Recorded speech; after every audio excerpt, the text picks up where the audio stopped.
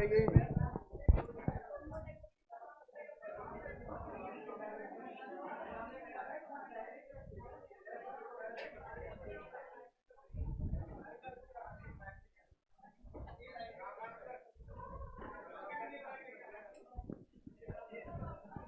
Good afternoon, very good afternoon सबको। तो चलिए अपनी क्लास को हम स्टार्ट करें। लास्ट क्लास में हमने ग्रेजुएटी को स्टार्ट कर रखा था बच्चों।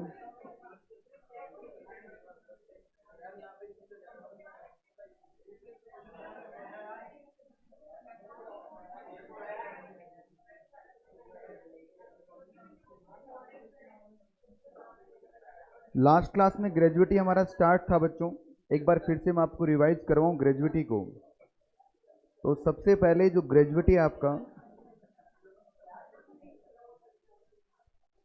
अगर वो आपको गवर्नमेंट एम्प्लॉय को मिलता है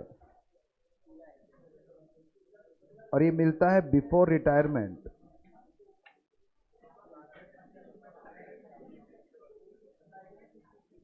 तो ये क्या रहेगा? टैक्सेबल रहेगा। बातें बंद कर दीजिए। अगर ये प्राइवेट एम्प्लॉय को मिल रहा है बिफोर रिटायरमेंट,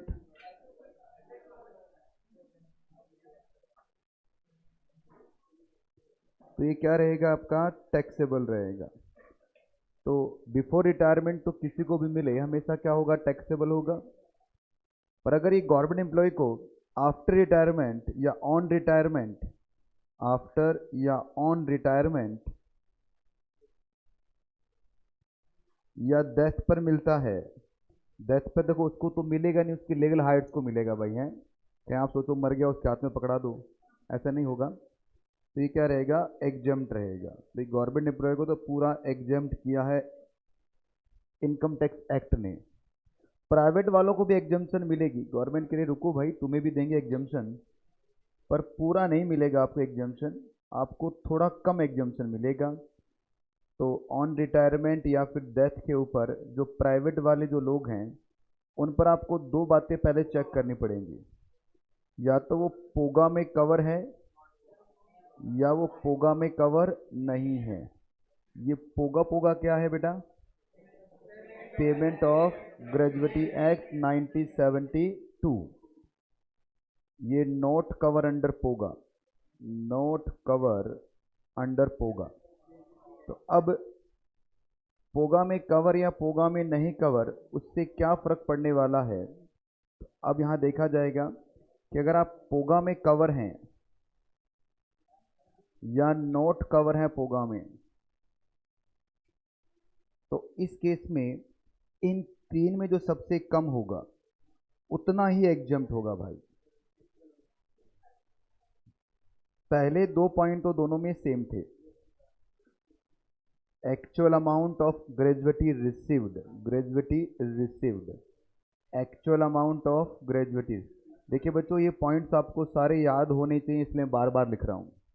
दूसरा बेटा एडोक लिमिट मतलब एक फिक्स लिमिट है। एडोक मतलब फिक्स लिमिट है जो है 20 लाख रुपीज की। यहां पर भी एडोक लिमिट है, वो कितनी है? 20 लाख रुपीज की।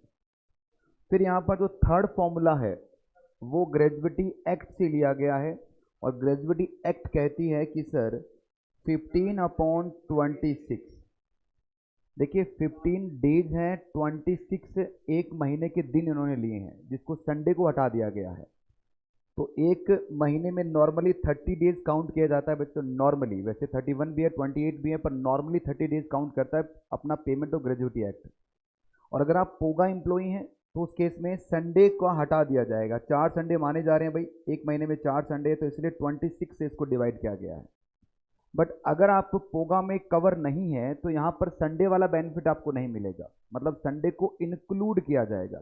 सोचिए बच्चों, किसी भी अमाउंट को आप 15/26 से मल्टीप्लाई करें या किसी को 15/30 से मल्टीप्लाई करें तो ज़्यादा क्या आएगा? यही तो आएगा। तो ज़्यादा ही आ रहा है, इसका मतलब आपको अगर पोगा में कवर है तो ज़्यादा एग्जम्पशन देना चाहती है गवर्नमेंट। अगर आप पोगा में कवर है तो ज़्यादा एग्जम्पशन देना चाहती है। ये तो इसका लॉजिक था। बाकी नॉर्मल याद रखिए, इधर कितना है? 15/26 है, इधर कितना 15/30 है। इसको हमारी बुक 1/2 लिखती है और सही भी लिखती है भाई। 15/30 की जगह क्या लिखिए, 1/2 लिखिए, एक ही बात है, ठीक है। मल्टीप्लाई यहाँ पर आएगा last withdrawal of salary. Last withdrawal का मतलब होता है जिस समय आपने रिटायरमेंट लिया है उस दिन आपकी पर मंथ की सैलरी कितनी है। जैसे मैं आज रिटायरमेंट ले रहा हूँ तो मेरी आज की पर मंथ की सैलरी कितनी है वो यहाँ पर आएगा, ठीक है। और यहाँ पर जैसे हमने देखा था एचआरए में सैलरी का मीनिंग चेंज होता है ना, तो यहाँ पर भी सैलरी का मीनिंग चेंज है बच्चों। तो अगर आप एक पोगा एम्प्लॉई हैं और आपका जो थर्ड पॉइंट है कैलकुलेशन के अंदर, उसमें लास्ट विड्रॉल सैलरी का मीनिंग क्या होगा, एक तो आएगा इसमें बेसिक सैलरी और प्लस इसमें क्या आप जोड़ोगे, इसमें डीए जुड़ेगा। डीए कौन सा, चाहे अंडर टर्म्स हो या नहीं हो, सारा डीए आएगा बच्चों। अगर टर्म्स वाला है तो भी आएगा, नहीं है तो भी आएगा। याद रखना बच्चों इसमें कमीशन कभी नहीं आएगा। नॉर्मली एचआरए की सैलरी हमने देखी थी तो एचआरए में तीन चीजें थी, एक तो क्या था बेसिक सैलरी, एक क्या था डीए और एक क्या था कमीशन। बताओ बेसिक सैलरी में डीए कौन सा था हमारा, टर्म्स वाला, और कमीशन क्या था, टर्नओवर बेस्ड वाला था। अब यहाँ पर जब लास्ट विड्रॉल सैलरी आप निकाल रहे हैं तो उस समय कमीशन तो नहीं आएगा भाई, और डीए कौन सा आएगा, कोई भी हो, दोनों आएंगे। कैसा भी डी हो आपका, चाहे टर्म्स का हो चाहे अंडर टर्म्स नहीं हो, कुछ भी नहीं लिखा हो, हमेशा DA always to be added जब आप क्या कर रहे हैं, कैलकुलेशन ऑफ पोगा एम्प्लॉय की सैलरी आप या ग्रेजुएटी का एग्जामिशन निकाल रहे हैं। बट अगर हम बात करें इधर, मतलब नोट कवर होगा वहां पर क्या होगा, एवरेज सैलरी। अब एवरेज सैलरी क्या होता है उसका मीनिंग हम थोड़ी देर बाद देखने वाले हैं। फिर multiply number of service year, number of service year थोड़ा छोटा लिखा है मैंने, ध्यान दे दीजिए बस वैसे ही। और इधर भी कितना होगा, number of service year, number of service year. अब नंबर ऑफ सर्विसेज यहाँ पर आपको राउंड ऑफ करने पड़ेंगे, यहाँ पर राउंड ऑफ करने की जरूरत आपको नहीं है, क्योंकि यहाँ पर क्या लेना है आपको, सिर्फ कंप्लीट ईयर लेना है। जैसे मान लो आपने 25 ईयर और 9 मंथ क्या किया है, सर्विस किया है। तो अब अगर मैं पोगा की बात करूँ तो पोगा में ये 26 से मल्टीप्लाई हो जाएगा, पर नॉन पोगा में कितना होगा, 25 ईयर से ही मल्टीप्लाई होगा। आई बात समझ में। यहाँ राउंड ऑफ करना या राउंड ऑफ करने की जरूरत आपको नहीं है, इसके भी रूल हम लिखेंगे अभी। पर फिलहाल अब मुझे सिर्फ तीन चीज़ों पे फोकस करना है। ये तो हमें दिया ही जाएगा, पहला वाला पॉइंट तो, ये फर्स्ट पॉइंट तो हमें दिया जाएगा बच्चों। सेकेंड पॉइंट हमें याद ही है, 20 लाख एडॉक एग्जामिशन लिमिट है, 15/26 अब 15/30 ये भी हो गया। अभी लास्ट विड्रॉल सैलरी का मीनिंग मैंने बता ही दिया आपको, क्या क्या आएगा, बेसिक सैलरी और डीए, कौन सा, जिस दिन आप रिटायरमेंट ले रहे हैं उस दिन का। अब हमारे पास सिर्फ दो ही चीज बची है, एक तो ये नंबर ऑफ सर्विस ईयर कैसे निकलता है और एक ये एवरेज सैलरी कैसे निकलती है, ठीक है। तो पहले हम किसको पकड़ेंगे, नंबर ऑफ सर्विस ईयर को पकड़ते हैं। सामने देख लीजिए, फिर हम मॉड्यूल को ओपन करेंगे अपना, मतलब नोट्स वगैरह। Number of service year, number of service year, number of service year का मतलब है किसी पर्टिकुलर कंपनी में आपने कितने दिन काम किया है, उसे बोलते हैं नंबर ऑफ सर्विस ईयर। तो फिर बताओ बेटा, मुझे पता करना है कि सर आपने एक पर्टिकुलर कंपनी में कितने दिन काम किया है, तो आप कैसे पता होगे, आप कहोगे सर जिस दिन आपने ज्वाइन किया और जिस दिन आपने रिटायरमेंट लिया। अच्छा अच्छा, इसका मतलब डेट ऑफ ज्वाइनिंग और डेट ऑफ रिटायरमेंट, इसके बीच का जो पीरियड है उसे आप क्या कह दोगे, नंबर ऑफ सर्विस ईयर। ये नंबर ऑफ सर्विस ईयर है। तो अब इसको निकालना है, क्यों निकाल रहे हैं बच्चों, ताकि हम इसको मल्टीप्लाई कर सकें एवरेज सैलरी निकाल के साथ में या फिर आपका लास्ट विड्रॉल सैलरी के साथ में। तो इसलिए हम निकाल रहे हैं, एग्जामिशन निकालना है हमें ग्रेजुएटी का, इसलिए नंबर ऑफ सर्विस हम कैलकुलेट कर रहे हैं।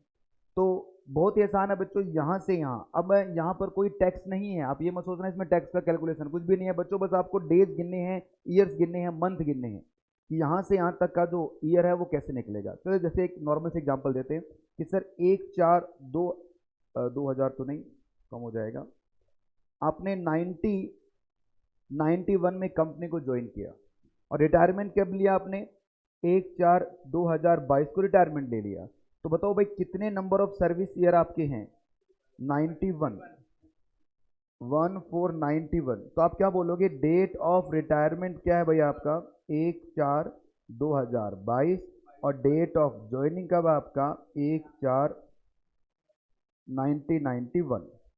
ये जो होता है ये डे होता है, ये होता है मंथ, ये होता है ईयर, ठीक है बच्चों। तो ये तो कुछ हुआ नहीं क्योंकि बराबर हो गया। तो यहाँ पर क्या करोगे आप, कितने ईयर आ रहे हैं, 31 ईयर आ रहे हैं क्या, 30 फुल ईयर कैसे आ रहे हैं भाई, 31 आ रहे हैं। बहुत आसान है बच्चों, अगर आपसे कैलकुलेट नहीं हो रहा वैसे तो कैलकुलेटर में लिखो 2022 माइनस बटन दबाइए 1991, ये आ जाएगा, 31 आ जाएगा। जरूरी नहीं है कि आप अपना दिमाग लगाइए, आपको भगवान ने कैलकुलेटर दिया है, उस कैलकुलेटर को यूज कर लीजिए। ठीक है, अपना लगाओगे तो यहाँ पर 30 करोगे, 30 करते क्वेश्चन गलत हो जाएगा और नंबर कट जाएंगे, फेल हो जाओगे, बदनामी अलग से मिलेगी। थोड़ा ज़्यादा आगे चला गया, वापिस कैलकुलेटर यूज कर लेना।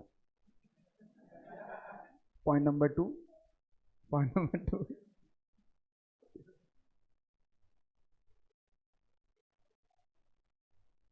चलिए मुझे बताओ, जैसे मान लो, चलो अब अपना नोट्स ही निकाल लेते हैं अपन।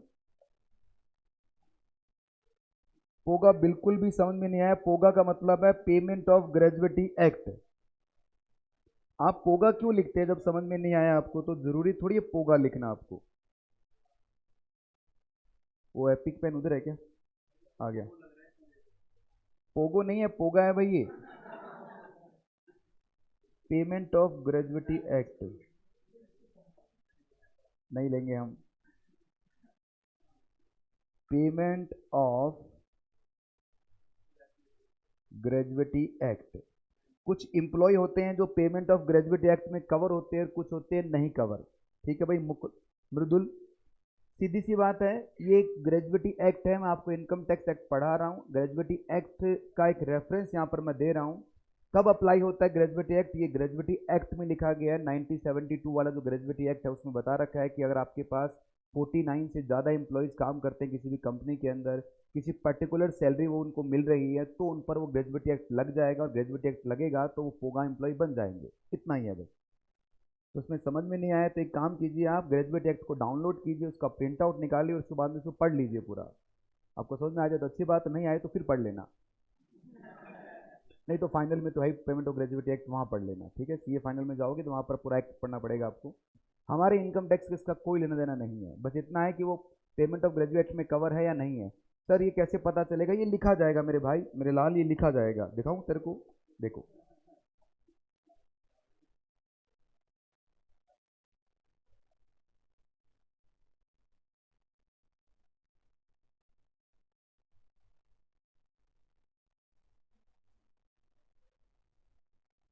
जब भी आप क्वेश्चन करोगे तो क्वेश्चन में आपको लिखा मिलेगा कि वो पोगा एम्प्लॉय है या नॉन पोगा एम्प्लॉय है।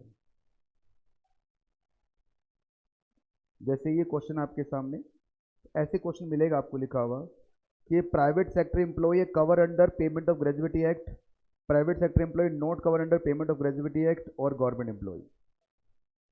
अगर कुछ भी ना लिखा जाए तो आप ये मानेंगे वो प्राइवेट एम्प्लॉय है और not cover under payment of gratuity act, क्योंकि जब एब्सेंस ऑफ इन्फॉर्मेशन होता है वहां पर जनरल लॉ लगता है।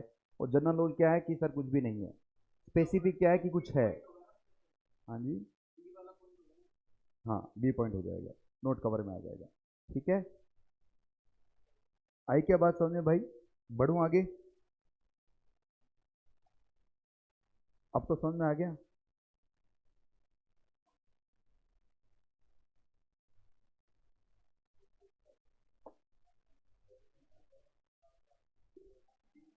करेगा, रिप्लाई करेगा। नहीं नहीं, सो नहीं रहा अभी, जाग रहा है, जाग रहा है।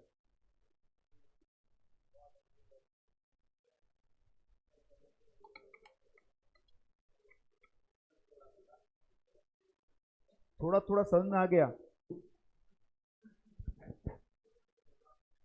क्या आपने डाउनलोड कर लिया पेमेंट एक्ट? क्या ग्रेजुएटी एक्ट आपने डाउनलोड करके थोड़ा थोड़ा समझ लिया?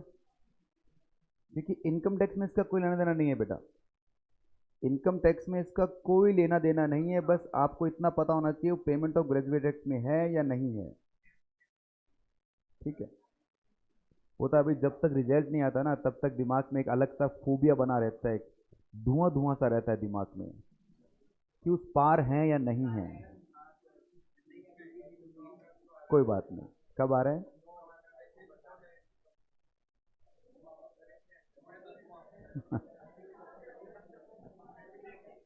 क्या फ्रेंडशिप डे है क्या उस दिन? फ्रेंडशिप डे वगैरह तो संडे वनडे में नहीं होते क्या? नहीं मुझे नहीं पता, देखो हम नहीं बनाते, हम नहीं बनाते कोई। आज है सर, आज फ्रेंडशिप डे है क्या?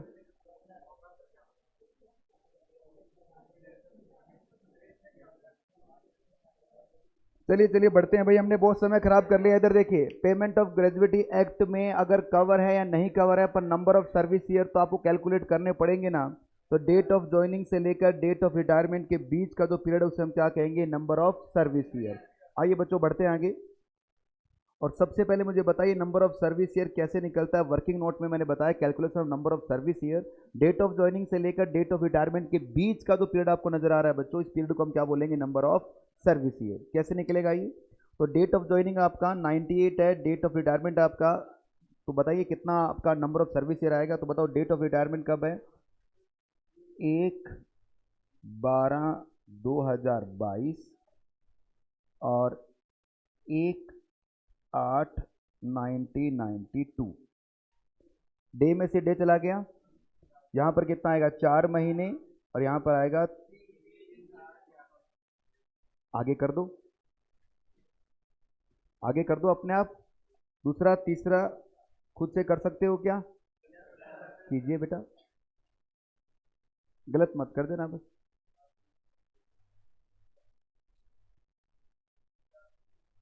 30 साल 4 महीने, 36 साल, 26 साल 4 महीने, इसका 32 साल 9 महीने, डेज भी तो आएगा 8 दिन।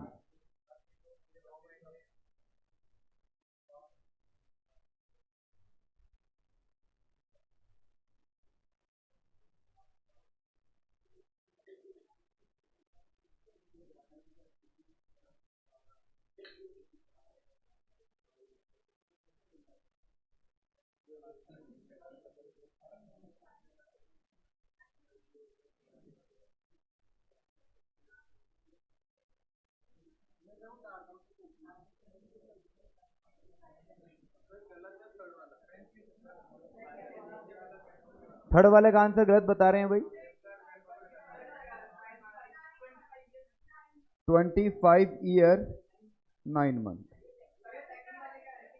अच्छा, 25 9 मंथ,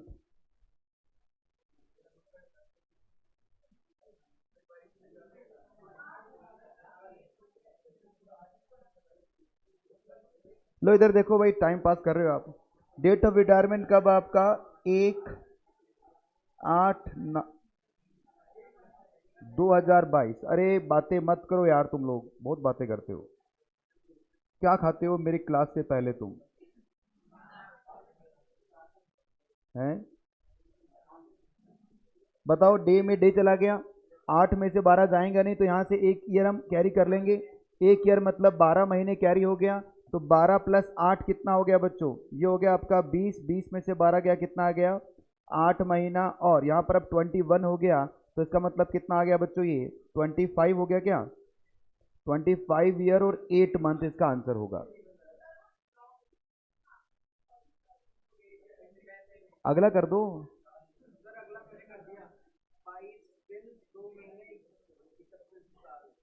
2 महीने,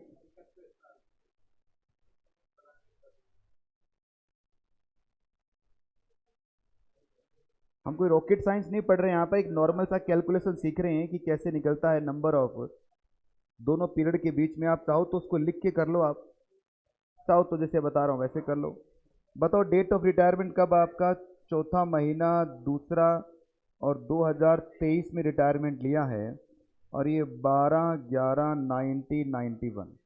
अब सबसे पहले 4 में से तो 12 जा नहीं सकते, तो यहाँ से आप फरवरी महीने को उठा के लेके आओगे, और फरवरी में अटते 28 दिन, +4 कितना हो गया, 32 दिन, और इसमें से 12 चला गया, कितना आ गया बच्चों, 20 दिन।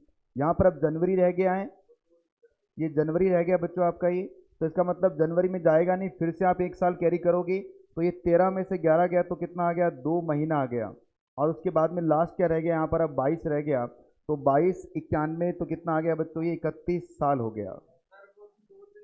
कोई बात नहीं मेरे भाई, कोशिश किया आपने वही बहुत बढ़िया बात है, बाकी तो बैठ के यहाँ वेट कर रहे हैं कि कब खाने की प्लेट आएगी और खाना खा के घर जाएंगे।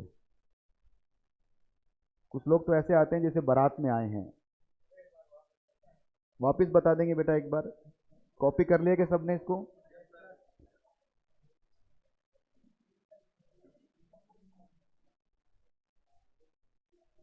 देखिए वापस देखिए बेटा, एक बार फिर से फोकस कीजिए। मैं इसको पूरे को हटा रहा हूँ ताकि थोड़ा ऊपर कर दूँ, बाकी बच्चे भी इसको देख पाएँ ढंग से।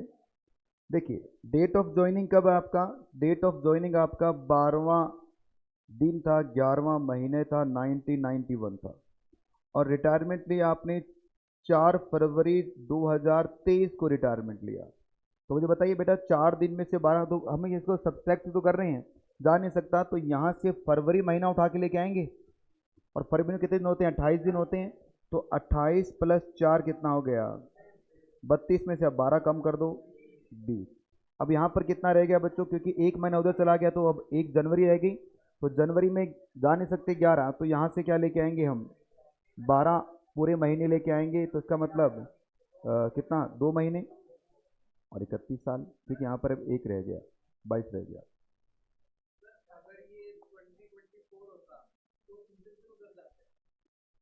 लो भाई, इनका अगर स्टार्ट हुआ, बताओ यहाँ पर क्या लिखूं? 24 कर लेते इसको, तो उसमें क्या फर्क पड़ जाता? हाँ, 24 इसलिए नहीं लिखा मैंने क्योंकि 24 आपका नेक्स्ट असेसमेंट ईयर हो जाएगा, हम तो करंट में देख रहे हैं ना। हाँ बिल्कुल, लीप ईयर तो लीप ईयर भी कंसिडर करके चलना है। हो गया भाई। अब जैसे आप आंसर में देखिए यहाँ पर, ये पोगा एम्प्लॉय और ये नॉन पोगा एम्प्लॉय। अगर आप पोगा एम्प्लॉय हैं, 20 साल और 8 महीने आपने काम किए हैं, तो इसको आप 21 ईयर पढ़ लेंगे। नॉन पोगा के लिए कितना पढ़ेंगे? इसको 20 ईयर ही पढ़ेंगे।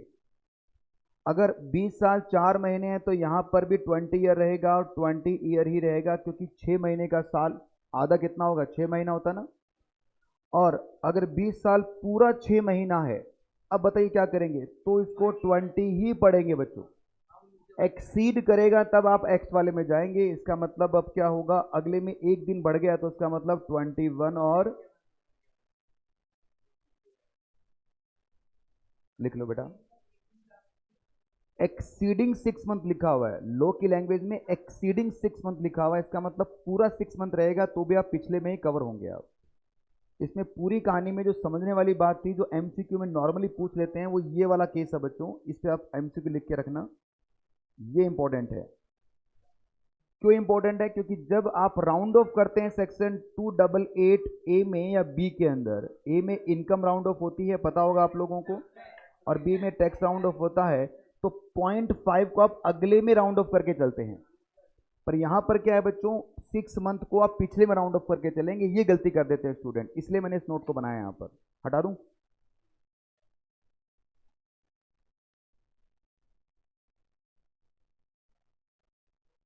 कर लिया कॉपी?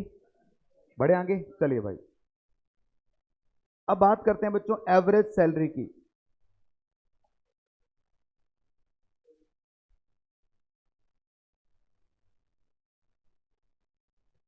अब बात कर रहे हैं हम क्या? एवरेज सैलरी की। एवरेज सैलरी क्या होती है? थोड़ा सा इंपॉर्टेंट है, थोड़ा फोकस कीजिए बच्चों। आपकी लाइफ के 5 मिनट मुझे दीजिए, आपकी एवरेज सैलरी अच्छी तरह याद करवा दूंगा। ज़्यादातर बच्चे गलती यही करते हैं ग्रेजुएटी की कैलकुलेशन में, एवरेज सैलरी में। और बिल्कुल सिंपल लैंग्वेज में बताऊंगा आपको एवरेज सैलरी का मीनिंग क्या है। क्योंकि एवरेज सैलरी कहाँ पर आती है? एवरेज सैलरी नॉन पोगा में आएगी। पहली बात तो कि ऐसा एम्प्लॉय जो पेमेंट ऑफ ग्रेजुएट एक्ट में कवर नहीं है, वहां पर 15/30 मल्टीप्लाई एवरेज सैलरी होती है बच्चों। ठीक है ना? और मल्टीप्लाई क्या हो गया आपका? Number of service year. और ये तो हमने सीख लिया ना अब कैसे निकलता है। इसको क्या करना है? कंप्लीट ईयर लेना है। ठीक है, तो एवरेज सैलरी का मीनिंग क्या है हम पढ़ने जा रहे हैं बच्चों। अब एवरेज सैलरी का मीनिंग क्या है भाई? देखिए, जिस दिन आपने रिटायरमेंट लिया है, जब भी रिटायरमेंट ले रहे हो आप, मान लो आपने रिटायरमेंट लिया है, आज की डेट है कितनी? 30 जुलाई 2022, आज के दिन आपने रिटायरमेंट ले लिया। तो जिस दिन आप रिटायरमेंट ले रहे हैं उसके पीछे के 10 महीने की सैलरी को एवरेज करना है। फिर बोल रहा हूं मैं, जिस दिन आप रिटायरमेंट ले रहे हैं उसके पीछे की 10 महीने की सैलरी को एवरेज करना है। इसका मतलब रिटायरमेंट आपने डेज में लिया है, अरे बोलो ना। तो इस डेज को तो पहले क्या करेंगे? रुक जा भाई, डेज को तो हम पहले क्या करेंगे? इग्नोर करेंगे। इसका मतलब क्या हो गया कि सर इसके पीछे के जो ये 30 दिन हैं, इनको तो कर दो इग्नोर। कर दिया इग्नोर। अब चलेंगे इसके पीछे हम 10 महीने। 10 महीने, इसका मतलब मैं कहां पर आ चुका हूं? मैं 1/7/2022 पर आ चुका हूं। इसके पीछे के 10 महीने हमें जाना है। इन 10 महीने की सैलरी को क्या करना है, एवरेज करना है। मतलब इस 10 महीने की जो भी सैलरी होगी, 10th मंथ की जो भी सैलरी होगी, इसको हम डिवाइड कर देंगे वापस 10 से, तो क्या आ जाएगा, एवरेज सैलरी आ जाएगा। अरे एवरेज का मतलब क्या होता है, ऐड करके डिवाइड कर देना, वही तो एवरेज होता है ना। तो निकालना तो मंथ की सैलरी है, पर 10 महीने का एवरेज करना पड़ेगा। ठीक है सर। अब यहाँ पर जो सैलरी का मीनिंग है बच्चों, जिसको आप एवरेज करने जा रहे हो, उसमें फिर से क्या आएगा, तीनों चीजें आएंगी। हेलो सर, अभी करता हूँ थोड़ी देर फ्री होके बाद आपसे, थोड़ा सा बिजी।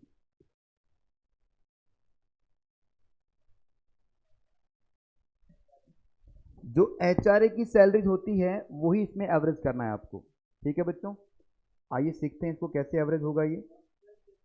एक मिनट बेटा, एक मिनट, मैं पहले पूरा कर दूं कंसेप्ट, फिर जो डाउट हो आपके मुझसे पूछ लेना आप। पहले मुझे कंसेप्ट पढ़ा रहा हूँ तो उसमें बीच में टोको मत, आपका एक भी डाउट नहीं छोड़ने वाला मैं।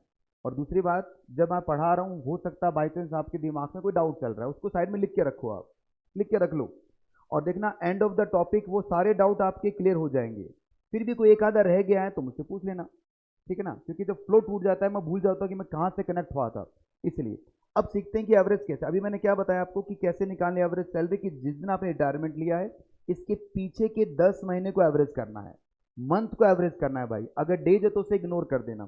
फॉर एग्जाम्पल कि सर डेट ऑफ रिटायरमेंट है मेरा 1 जुलाई 2022 का, ये मेरा डेट ऑफ रिटायरमेंट है। और मेरी जो सैलरी है बच्चों, सैलरी के अंदर या लिखूँ मैं बेसिक सैलरी है मेरी सर 15,000 रुपये पर मंथ। ये किस दिन थी, ये थी ऑन रिटायरमेंट पर। रिटायरमेंट पे जो सैलरी कितनी है, 15,000 रुपये। और मेरा जो डीए है बच्चों वो है 50% ऑफ सैलरी का। ठीक है। और इसमें से 75% डीए क्या है बेटा, अंडर टर्म्स है, अंडर रिटायरमेंट टर्म्स वाला है। Okay sir. और जो कमीशन है मेरा, कमीशन, तो कमीशन है मेरा कितने का, मेरा कमीशन है 6% ऑन टर्नओवर। और टर्नओवर आपको दे रखा है, टर्नओवर दे रखा है प्रीवियस ईयर का, वो है 20 लाख रुपए का टर्नओवर। हाँ इतना ही नहीं है, अब मैं लिखता हूँ कि सर मेरी जो सैलरी है, last increment, last increment in salary, salary में जो लास्ट इंक्रीमेंट हुआ था वो कब हुआ था, वो हुआ था 1 जनवरी 2022 को विद 3,000 रुपीज़। तो 3,000 रुपीज़ से मेरा इंक्रीमेंट हुआ था। आपको कैलकुलेट करना है एवरेज सैलरी कितना होगा, एवरेज सैलरी कितना आएगा आपको, आपको कैलकुलेट करना है। तो मुझे बताओ मेरा डेट ऑफ रिटायरमेंट कब है बच्चों, 1/7/2022 है, इससे पीछे के 10 महीने जाना है। अगर मान लो ये पॉइंट ना लिखा होता तो इसके पीछे के 10 महीने सैलरी आपकी सिमिलर ही तो चल रही है, तो इसको डायरेक्ट 10 से मल्टीप्लाई करके आंसर निकाल लेते। पर क्योंकि मेरे बीच में क्या हो रहा है, इसमें चेंज ही जा रहा है, तो मुझे क्या करना पड़ेगा, मुझे बताइए भी लास्ट इंक्रीमेंट हुआ कब था, ये हुआ था 1 जनवरी 2022 को। इस दिन के बाद, क्योंकि इंक्रीमेंट के बाद सैलरी कितनी हो जाएगी, लिखा हुआ रिटायरमेंट पे सैलरी कितनी है, 15,000, मतलब इस दिन मेरी सैलरी थी 15,000, रिटायरमेंट ले रहा था, और ये 3,000 से बढ़ गई थी। इसका मतलब इस दिन से पहले सैलरी कितनी थी, 12 ही तो थी। अब हमें एवरेज करना है, तो एवरेज करने के लिए सबसे पहले मुझे चाहिए बेसिक सैलरी। बताओ भी दोस्तों मेरी बेसिक सैलरी कितनी है, तो यहाँ से लेकर यहाँ तक कितने महीने हैं बच्चों, 1 2 3 4 5 और 6, क्योंकि 7वां महीने का तो देखना भी नहीं आपको दिन, 1 2 3 4 5 6 है, तो 6 महीने सैलरी कितनी है मेरी, 15,000 है। तो इसके पीछे कितने बच गई है, 4 ही तो बची, क्योंकि 10 का एवरेज करना है मुझे। तो हम क्या करेंगे, 6 महीने मल्टीप्लाई 15,000 प्लस 12,000 मल्टीप्लाई 4 महीना, 1,38,000 बता रहे हैं भाई मुझे। इसमें क्या जुड़ेगा, डीए जुड़ेगा, तो 1,38,000 का डीए कितना, आधा, लो भाई आधा हो गया डीए। पर उस आधे का भी 75% क्या है, अंडर टर्म्स है। आई बात समझ में कैसे किया मैंने, ये क्या बन गया, ये तो बन गया बेटा आपका डीए, और ये क्या बना फिर इसके बाद, डीए का अंडर टर्म्स बन गया। कितना आ रहा है बेटा, 51,750। अब इसमें क्या जोड़ेंगे हम, कमीशन, कमीशन कितना है बच्चों, 20 लाख डिवाइडेड बाय कितना करेंगे हम, मल्टीप्लाई कितना करेंगे, कितना परसेंट है, ये तो पूरे साल का हो गया ना, तो डिवाइडेड बाय 12 मल्टीप्लाई 10, क्योंकि 10 महीने कमीशन चाहिए मुझे, तो कितना आएगा 1 लाख रुपए। ये तो गलती कर रहे हो बेटा, आप कह रहे हो ना आगे मत भागो मेरे साथ चलो, कभी गलती नहीं करोगे। बताओ भाई कितना हो गया टोटल, 2,08,9750 डिवाइडेड बाय कितना करेंगे इसको, अब 10 करेंगे तो ये एवरेज सैलरी आएगी 28975। आई बात समझ में आपको। तो हमने क्या सीखा, एवरेज सैलरी जब ग्रेजुएटी की हम निकालते हैं तो मंथ में एवरेज करते हैं, पहले तो डेज को इग्नोर कर देना, उसके बाद में जो बचेगा उसको क्या करना है, एवरेज करना है। अगर सैलरी में कहीं भी इंक्रीमेंट नहीं है तो आसान है क्वेश्चन, फिर तो ये सब करना ही नहीं है। फिर तो क्या करता, अगर मान लो ये लाइन नहीं होती सर क्वेश्चन में, तो क्या करते आप, तो भाई मुझे कुछ नहीं करना था, ये नहीं आता है, इसको डायरेक्ट क्या करता, 10 से मल्टीप्लाई करता। ठीक है, फिर हम क्या करते हैं, जो अमाउंट ये आएगा इसका कर लेते ये वाला अमाउंट, और ये वाला ले लेते, क्योंकि इंक्रीमेंट आया इस वजह से मुझे क्या करना पड़ रहा है, इसको इस तरह से दो टुकड़ों में बांटना पड़ रहा है। जब भी ग्रेजुएट क्वेश्चन आएगा बच्चों, इंक्रीमेंट तो डेफिनेटली आपको देगा ही देगा, क्योंकि तब तक जब तक इंक्रीमेंट नहीं होगा तब तक कैलकुलेशन ही नहीं हो पाएगी ढंग से। अच्छा सर, अब इससे पहले कि हम इसके क्वेश्चंस करें, पहले मुझे एक इसका आंसर बता के दिखा दीजिए बेटा, रफ में करना, गलती मत करना। आपके सामने ये क्वेश्चन है, हमारे नोट्स का क्वेश्चन, लो भी साइड में कर देता हूं, इसका आंसर करके दिखाइए कितना आंसर आएगा, रफ में करके दिखाना।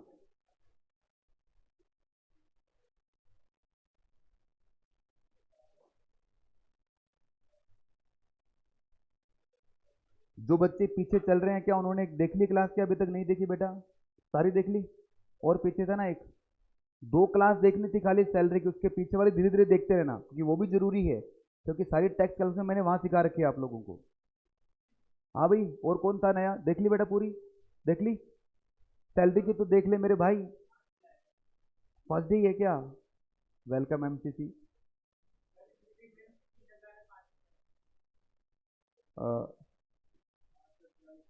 3,000 है बेटा, 3,000, तीन है, तीन। आप अपने नोट्स में भी ठीक कर लेना इसको ढंग से, 3 कर लेना।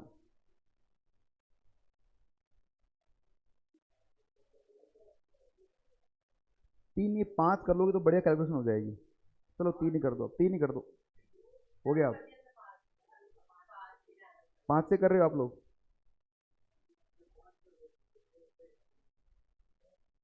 अरे क्या करना है, 3 करना है क्या?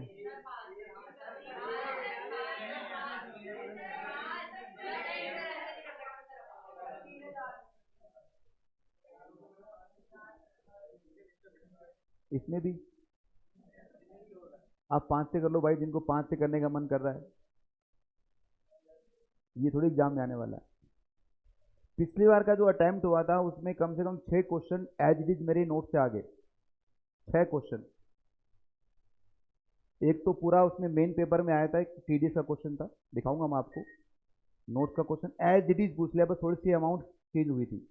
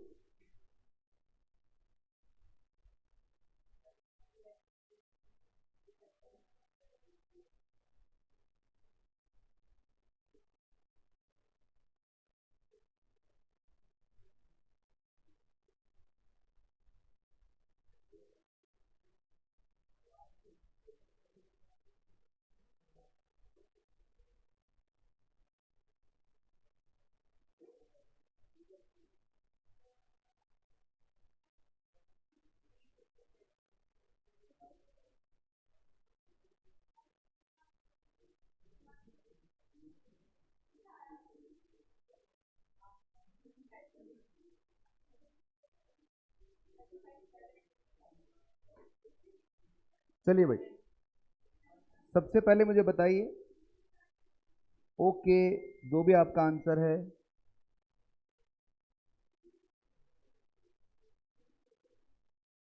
डेट ऑफ रिटायरमेंट आपका 1/12/2022 है बच्चों, और जो इंक्रीमेंट हुआ था आपका last increment in salary with 3,000 rupees हमने कर रखा है 1/5 को, तो इसका मतलब इंक्रीमेंट कब हुआ है? 1/5/2021 को 22 करो बेटा,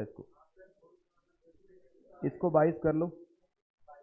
तो अब यहां से लेकर यहां तक, इसके बाद आपका सैलरी कितना है? 20,000 है। इससे पहले सैलरी कितना है बच्चों?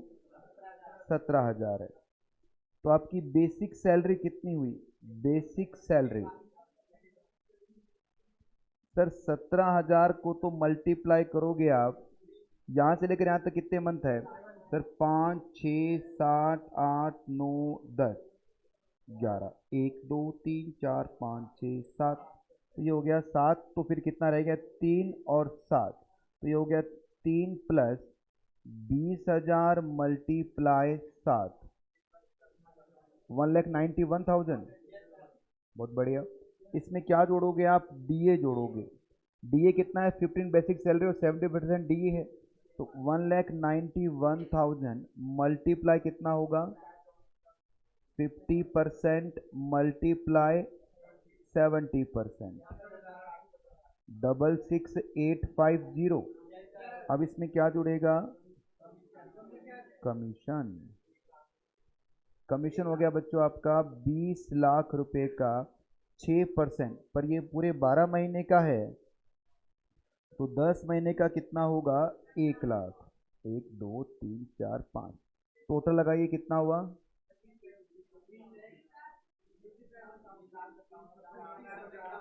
850। अब इसको डिवाइड करेंगे हम 10 से, तो एवरेज सैलरी आएगी 35785। आपका आंसर परफेक्टली सही है बच्चों। कॉपी कर लो जल्दी से, इसको फेयर कर लो इसको।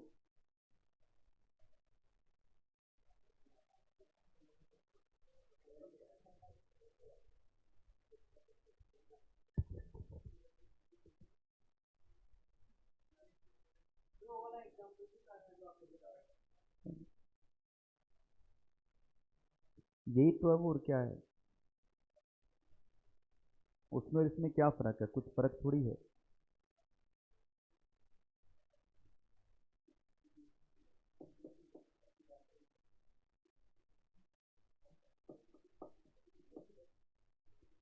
नेक्स्ट पॉइंट नंबर 3 में लिखा हुआ है meaning of last withdrawal of salary.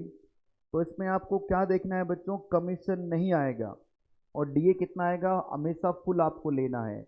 तो बेसिक सैलरी और रिटायरमेंट, जो भी आपकी सैलरी रिटायरमेंट पर, फिर डीए भी रिटायरमेंट का लेना है, और डीए ऑलवेज एडेड होगा फुल अमाउंट। स्टैंडर्ड टर्म्स हो या नहीं हो, उससे फर्क नहीं पड़ने वाला। और कमीशन देखो लिख कर काटा है मैंने, ताकि पता रहे इसमें कमीशन नहीं आता।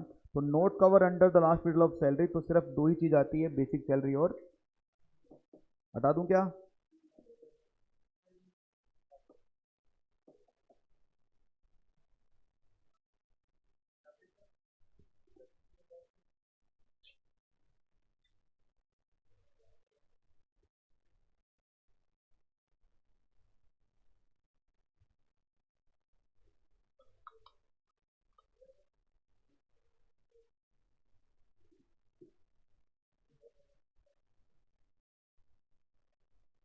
हाँ भी बालकों, हो गया क्या? आलो जी, आओ फिर एक बेहतरीन क्वेश्चन करते हैं बच्चों।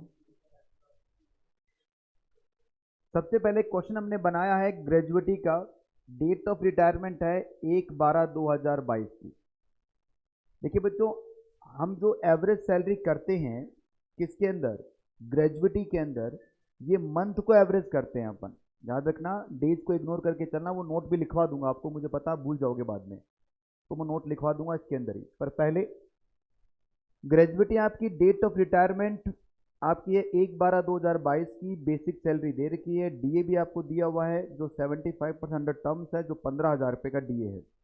लास्ट इंक्रीमेंट आपकी सैलरी में हुआ था 1/7/2022 को, 3,000 रुपये से लास्ट इंक्रीमेंट किया गया।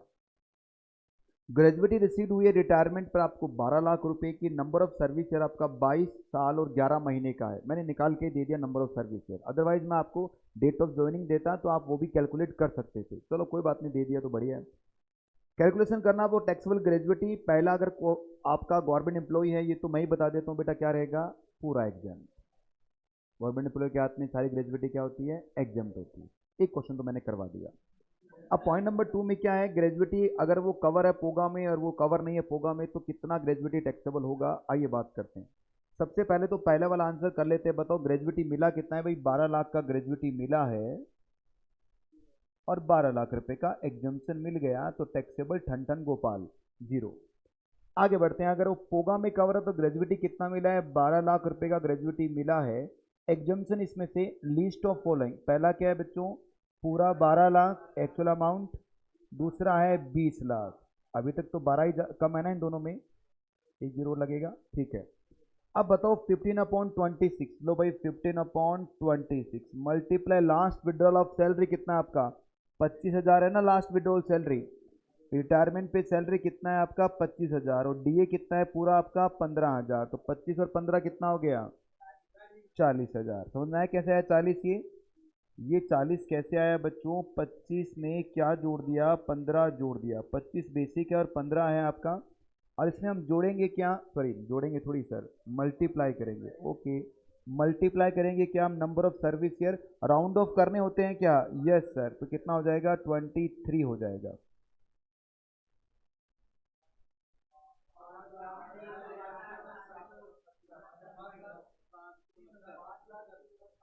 सेवन, सेवन,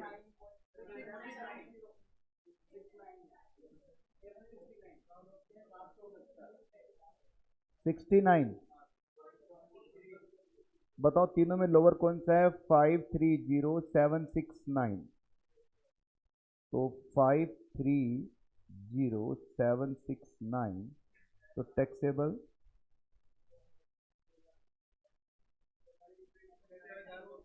669231 होगा ना, जीरो कैसे होगा, करो कॉपी करो।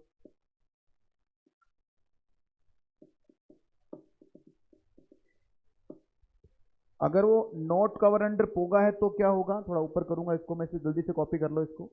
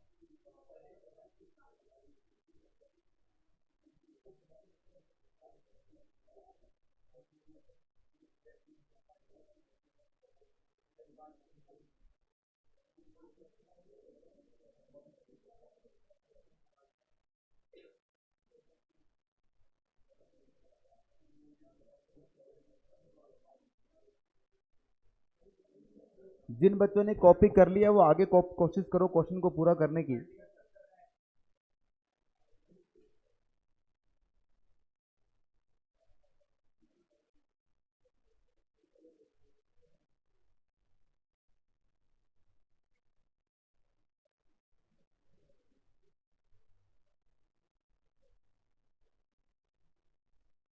चलिए अब हम बात करते हैं, अगर आप एक नॉन पोगा एम्प्लॉय हैं तो क्या होगा। तो ग्रेजुएटी तो कितना मिला है, 12 लाख ही मिला है आपको। एग्जाम्पशन में पहले तो एडोक लिमिट कितना आएगा आपका, बताओ ना, 12 लाख तो एक्चुअल अमाउंट है आपका, एडॉक लिमिट कितना है? 20 लाख। और पॉइंट नंबर थर्ड मैं यहाँ लिख रहा हूँ। अब पॉइंट नंबर थर्ड में क्या है बच्चों? 15/30 हो जाएगा average salary multiply number of service year. Number of service year तो कितना होगा? 22 आएगा क्या? देखना 22 ही होता है ऊपर। 15/30 भी हो गया। अब एवरेज सैलरी कितना है देख के बताओ थोड़ा सा मुझे कि क्वेश्चन में आपका लास्ट इंक्रीमेंट कब हुआ था? 1 जुलाई को हुआ था। तो इसका मतलब अगर हम इस क्वेश्चन को सॉल्व करें तो 25 से सैलरी आपकी 3000 से इंक्रीमेंट कर रही है। ठीक है, तो ये लो भाई एवरेज सैलरी निकाल लेते हैं।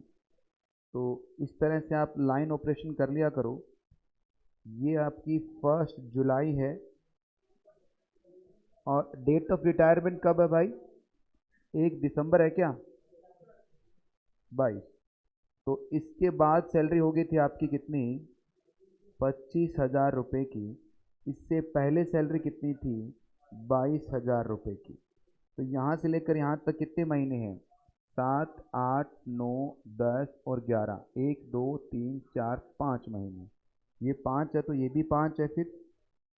तो ये हो गया बेटा आपका 22,000 मल्टीप्लाई 5 प्लस 25,000 मल्टीप्लाई 5, 2,35,000। इसमें जुड़ेगा डीए। डीए कितना है?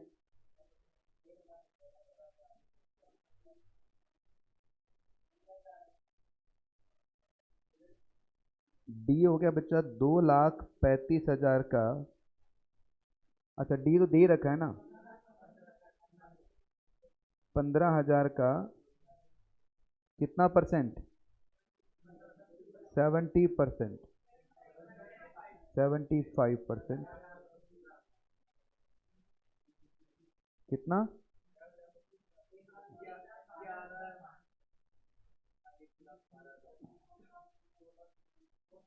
2 लाख। कमीशन तो है नहीं ना क्वेश्चन में।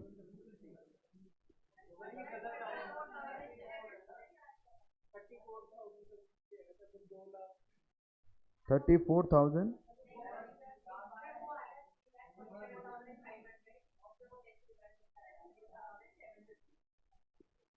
अब इसका टोटल कितना आ रहा है आपका?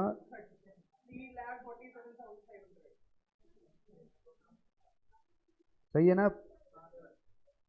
तो 34750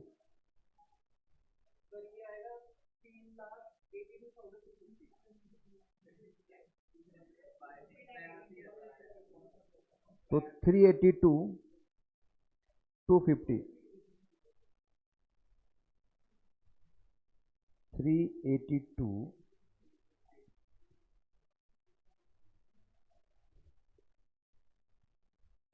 टैक्सेबल कितना होगा भाई?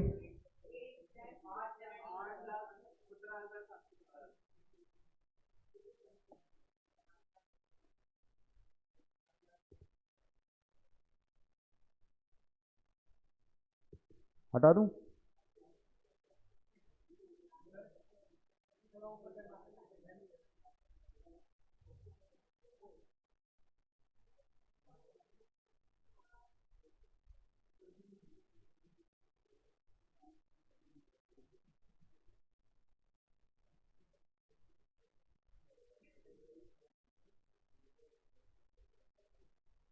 जिन बच्चों ने क्वेश्चन कर लिया है कॉपी करना ढंग से नोट्स के ऊपर इनको।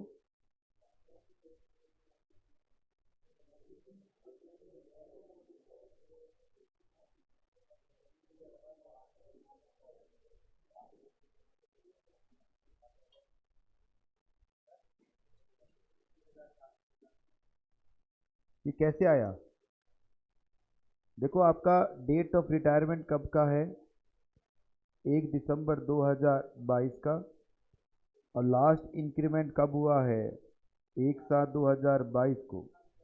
इसके बाद सैलरी 25 हो गई थी क्योंकि इंक्रीमेंट आपका 3,000 से हुआ था, तो इसका मतलब इससे पहले सैलरी 22 थी, तभी तो 3 जुड़ने के बाद 25 हो गया। तो यहाँ से लेकर यहाँ तक कितने महीने हैं? 5 महीने। तो 10 महीने के पीछे जाना है तो 5 ये रहा, तो 5 ही पीछे जाएंगे इधर। तो 22,000 को करेंगे आप 5 से मल्टीप्लाई, और 25 को करोगे आप कितने से? 5 से मल्टीप्लाई। तो ये 22 को 5 से और इसको 5 से। अब डी कितना है आपका? 15,000 क्वेश्चन में दे रखा है, उसका 75% मल्टीप्लाई 10। 10 क्यों? क्योंकि 10 महीने में जाना है आपको, तो ये लो 10 से मल्टीप्लाई किया, जोड़ा और 10 से डिवाइड किया, आ गया।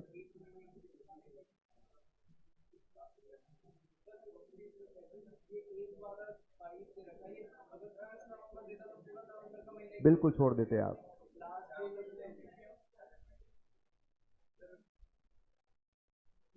बोल बोल,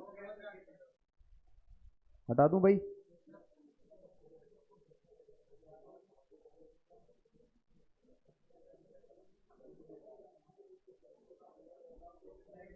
करो क्वेश्चन करो अब। देखो पहले लास्ट वाले का आंसर तो मैं करवा देता हूँ।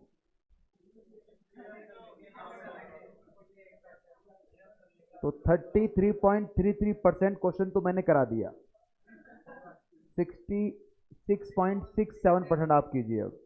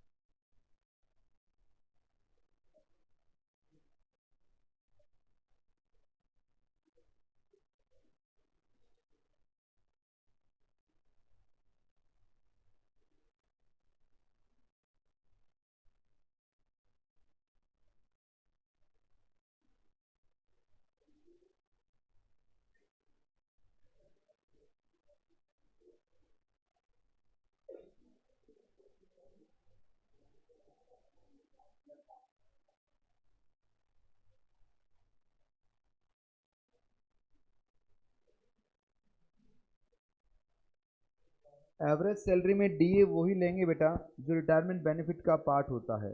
हरिओम।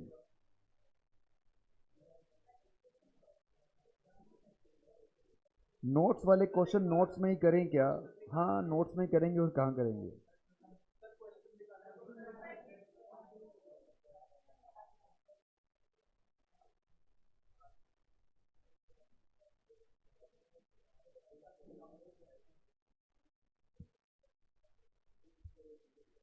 जल्दी कीजिए, थोड़ा सा समय हमारे पास जल्दी से निकल रहा है भाई।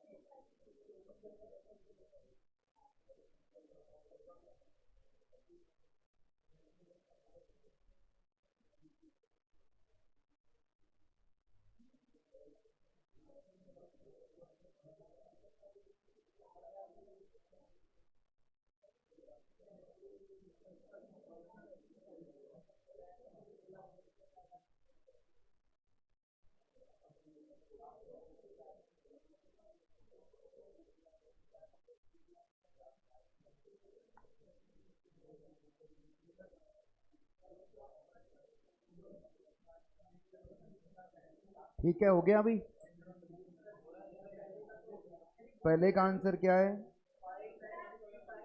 देखो, टैक्सेबल ग्रेजुएटी बतानी है आपको।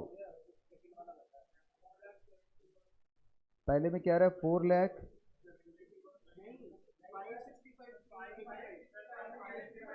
565,385। और नोट वाले में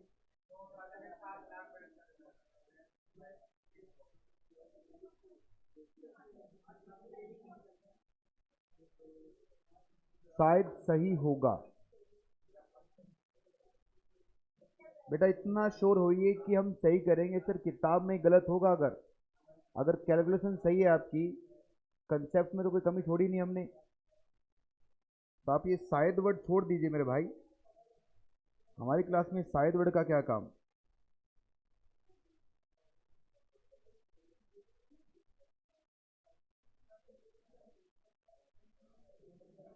पहले बताओ एवरेज सैलरी कितने निकली आपकी?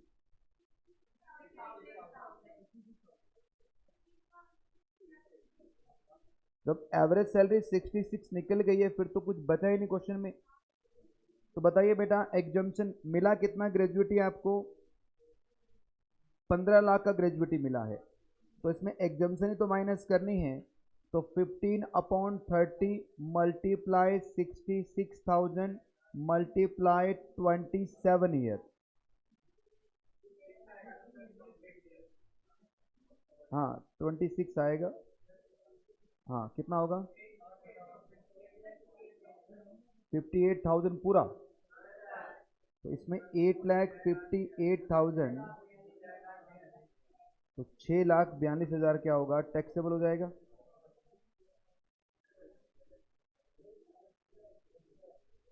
और अगर हम कवर की बात करें तो कवर में क्या आएगा? 15/26 मल्टीप्लाई लास्ट सैलरी कितनी है? 50 और 10 कितना हो गया? 60,000, क्योंकि दो ही चीज लेते हैं अपन इसमें। मल्टीप्लाई 27 आएगा इसमें।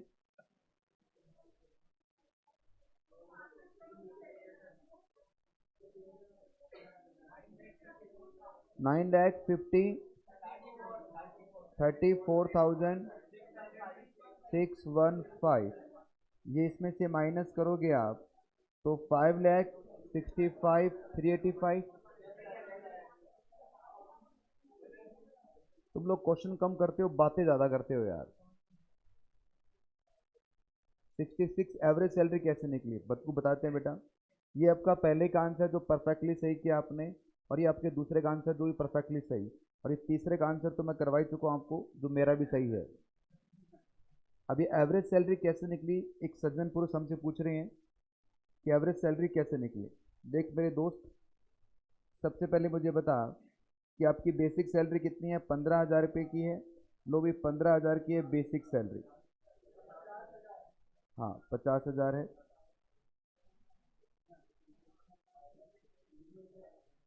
50,000 की आपकी बेसिक सैलरी है। कोई सैलरी बढ़ तो नहीं रही ना कहीं से भी, तो एवरेज यही ले लीजिए आप। और 60% क्या है इसका? अंडर टर्म्स है, तो हमें डीए कौन सा लेना होता है?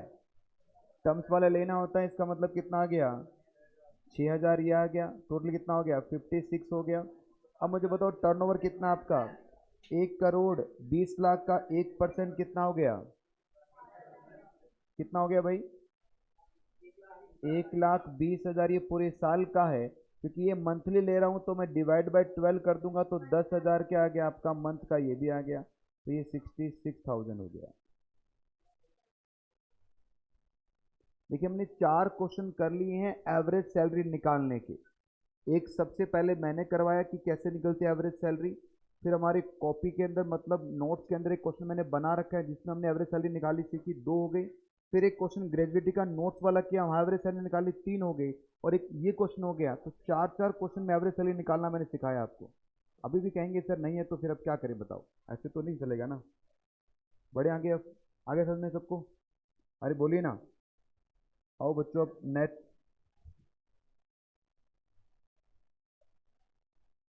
अब एक छोटा सा नोट लिखा हुआ है, ये नोट दोनों में सेम ही है क्या? नहीं, अलग अलग है। देखो नोट देखिए क्या है बच्चों, पहले वाला नोट, ये नोट कह रहा है where the gratuity is received from 2 और मोर एम्प्लॉयर। हो सकता है कि सर आप एक साथ 2 या 3 कंपनियों में काम करते हो। याद करो जब मैं आपको सैलरी पढ़ा रहा था वहां बताया था कि अगर आप एक साथ 2 या 3 कंपनी में पार्ट टाइम भी काम करते हैं तो भी क्या होता है, सैलरी क्लब हो जाती है आपकी। तो मान लो मैंने इस साल 2 कंपनी से रिटायरमेंट लिया है, मैं पार्ट टाइम किसी और कंपनी में काम करता हूँ, पार्ट टाइम किसी और कंपनी में काम करता हूँ, तो 2 कंपनियों में मैं काम कर रहा हूँ। इस साल मैंने रिटायरमेंट लिया है दोनों कंपनियों से और दोनों कंपनी मुझे ग्रेजुएटी दे रही है। तो गवर्नमेंट कहती है अगर 2 कंपनी से ग्रेजुएटी मिल रही है ना, तो जो एडॉक लिमिट आपकी 20 लाख है वो दोनों के लिए है 20 लाख, अलग अलग नहीं, मिलाकर दोनों के लिए 20 लाख रहेगा। ये मत सोच लेना, इसका मतलब कहने की बात इतनी सी है कि ग्रेजुएटी कैलकुलेशन कैसे करोगे, आप इकट्ठा करोगे दोनों को क्लब करके। Where the gratuity is received from the 2 or more employed during the previous year, then ad hoc limit of gratuity that is 20 lakh cannot be exceeded in the aggregate of total amount of gratuity। कि sir जो 20 लाख है वो ज़्यादा नहीं हो सकता एग्जामेशन के अंदर, मतलब दोनों को मिला के एग्जामेशन कितना मिलेगा आपका, 20 का ही मिलेगा। आई बात समझ में? दूसरा नोट थोड़ा सा अजीब सा है। हाँ जी,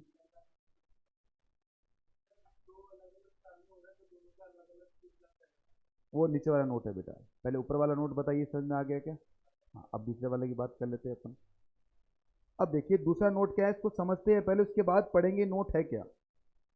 दूसरा नोट ये कहता है कि मान लीजिए मैंने 2016-17 में XYZ लिमिटेड से रिटायरमेंट लिया और रिटायरमेंट पर मुझे ग्रेजुएटी मिला था, और ये ग्रेजुएटी मुझे मिला था कितने का, 15 लाख रुपए का। तो इस साल मैंने क्या किया होगा, कैलकुलेशन की होगी ग्रेजुएटी की, 1 2 3 विच एवर इज लोअर क्या होगा, एग्जाम्प्ट हो जाएगा। और मान लो मैंने एग्जाम्पशन ले ली थी यहाँ पर 6 लाख रुपए की, तो बाकी बचा हुआ ग्रेजुएटी मेरा टैक्सेबल हो गया होगा। और किस साल टैक्सेबल हुआ होगा, 16-17 में टैक्सेबल हो गया। और मैं आगे बढ़ गया क्योंकि मैं दूसरी कंपनी में भी काम करता था, कुछ साल मैंने और काम किए, और मैंने इस साल मतलब 22-23 जो प्रीवियस ईयर है हमारा जो हम पढ़ रहे हैं, इस साल मैंने अब PQR लिमिटेड से भी क्या कर लिया, रिटायरमेंट ले लिया। और PQR ने मुझे क्या दिया है, ग्रेजुएटी दिया है। तो PQR ग्रेजुएटी दे रही है मुझे कितने का सर, 10 लाख का ग्रेजुएटी दे रही है। तो गवर्नमेंट कह रही है 1 2 और 3 यहाँ पर भी एग्जामेशन मिलेगा आपको। अब 1 में क्या था, एक्चुअल अमाउंट ऑफ ग्रेजुएटी, 2 में क्या था, एडॉक लिमिट कितनी है बेटा, 20 lakh.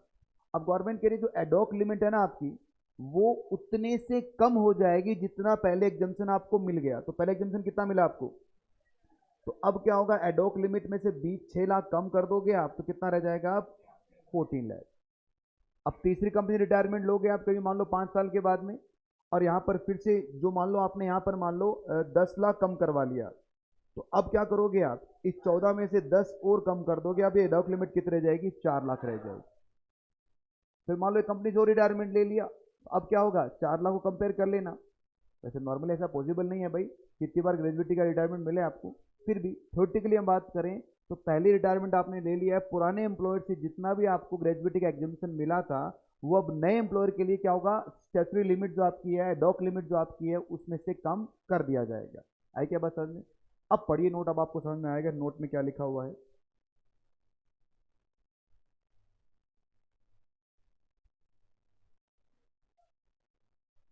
where the graduate is received in any earlier previous year from former employer, former मतलब पुराना employer, and again received from the another employer in the latter previous year, the limit of 20 lakh will be reduced by the amount of graduate exempt earlier। समझने के लिए हमने example भी लिख लिया कि प्रीवियस ईयर 15-17 में मिस्टर पी रिटायरमेंट हो रहे हैं एबीसी लिमिटेड से, और ग्रेजुएटी एग्जाम कितना करवाया, 6 लाख रुपए का। और अब प्रीवियस ईयर 22-23 में फिर अब XYZ से रिटायरमेंट ले रहे हैं, तो जो आपकी स्टैट्यूटरी लिमिट है, डॉक लिमिट है 20 लाख, वो 6 से कम होकर अब कितने हो जाएगी, 14 लाख रह जाएगी। ठीक है, इसमें साइड में बेटा नोट जो लिखा हुआ है ना उसके साइड में लिखना एमसीक्यू। पता नहीं इंस्टीट्यूट का क्यों फेवरेट क्वेश्चन है एमसीक्यू में, काफ़ी बार पूछा गया है। लगा दो एमसीक्यू। एमसीक्यू कहाँ लगा रहा है एमसीक्यू? इस पे लगाना है।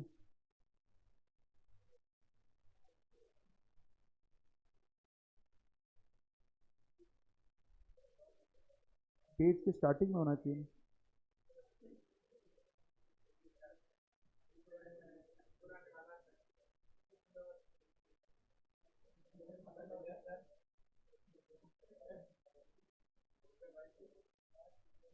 नेक्स्ट पॉइंट, अगर ग्रेजुएटी डेथ पर मिलती है तो इस केस में क्या होगा? अगर गवर्नमेंट एम्प्लॉय है तो फुल्ली एग्जाम्प्ट है, प्राइवेट एम्प्लॉय है तो टैक्सेबल एज अबव।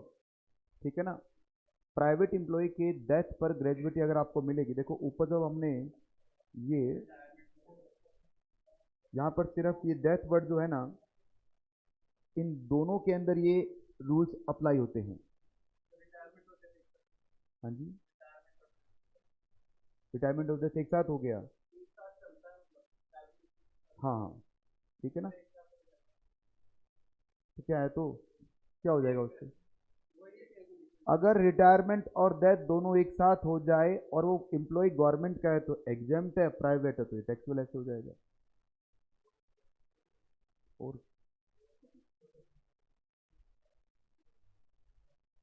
बस।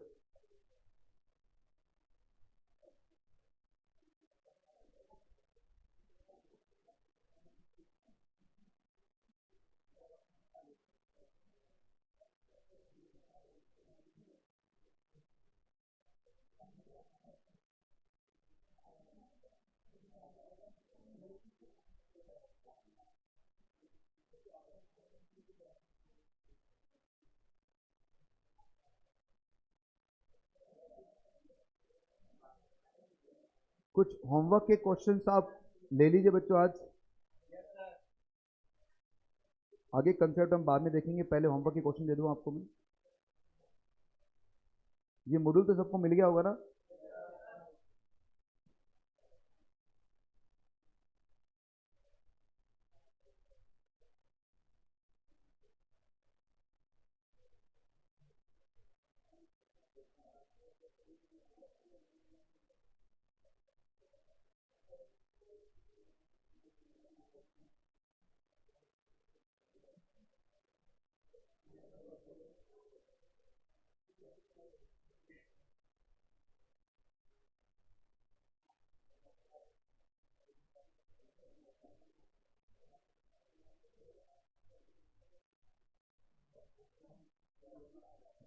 2 लेना होमवर्क में। पेज नंबर 16 पे है बच्चों ये, मतलब ये पेज नंबर 3.1 पे है। क्वेश्चन नंबर 2 होमवर्क में लिखना आप। 2 के बाद 3 भी होमवर्क में लिखना।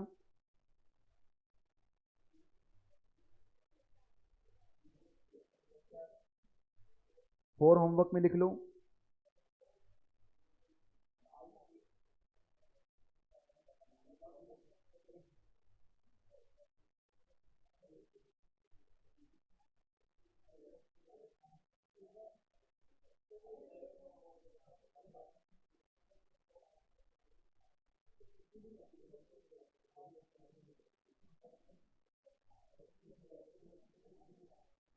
सिक्सटीन नंबर होमवर्क में लिखो। 17 नंबर होमवर्क में लिखो। 16 और 17 दोनों होमवर्क में लिख लेना।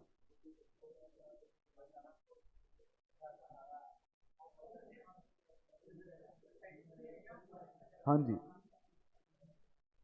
चलिए सामने देखो बेटा एक बार। देखिए मैं एक कंपनी में नौकरी करने के लिए आया। मान लो मैं एमसीसी में रिक्रूट हो रहा हूँ।